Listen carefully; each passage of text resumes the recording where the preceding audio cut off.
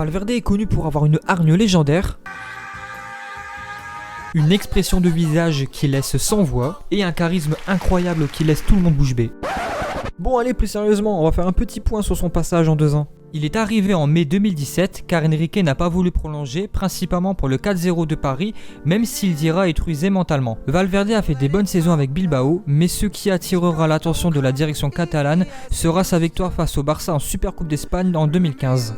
Les contraintes de son plan d'action est un plan de jeu trop défensif, un 4-4-2 qui n'est pas habituel et une philosophie contraire à l'histoire du club. Malgré la déception en Supercoupe d'Espagne en 2017 contre le Real, il aura tout de même réalisé une bonne partie de saison en instaurant une certaine stabilité qui était vraiment perdue.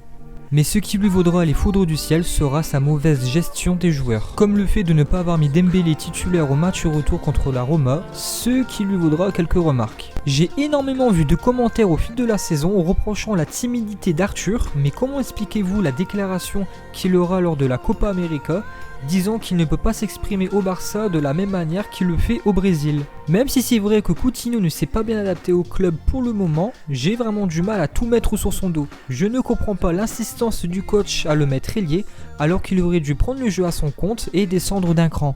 Son jeu est beaucoup plus fluide au Brésil, voilà pourquoi sur ma dernière vidéo j'explique mon souhait de les voir tous les deux meneurs de jeu au Barça devant De Jong. Rakitic est encore un grand joueur, mais son niveau a bien chuté et n'arrive plus à se projeter comme il le faisait dans le passé. Je trouve personnellement qu'il a beaucoup insisté avec lui cette année et pas assez avec d'autres. Et vraiment heureusement que Gomez n'est plus là parce que je pense qu'il aurait joué titulaire à tous les matchs. Je pourrais aussi parler de Semedo et de Carles Alena, mais bon, on va revenir un petit peu sur Luis Enrique. La blague du début était bien sûr ironique. Enrique, malgré que je n'étais pas un grand fan, avait plus de hargne sur le terrain.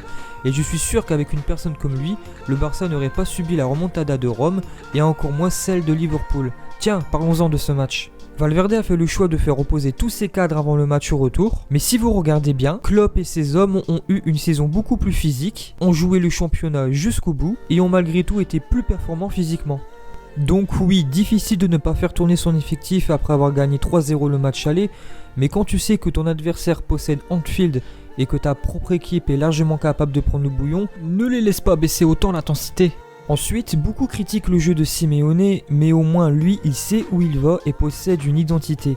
Un jeu défensif, oui, pas beau visuellement et esthétiquement, mais ont un style et ils respectent ça dans toutes les situations.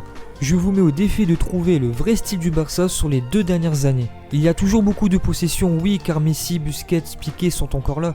Mais plus tard, elle ressemblera à quoi la tactique si un coach comme Valverde est toujours présent ? Comme disait Cruyff, il vaut mieux perdre avec ses idées plutôt qu'avec celles d'un autre. Et si vous regardez bien, cette année, sur toutes les fois où Messi n'a pas joué, le jeu du Barça a vraiment été très poussif et c'était vraiment très limite dans les victoires.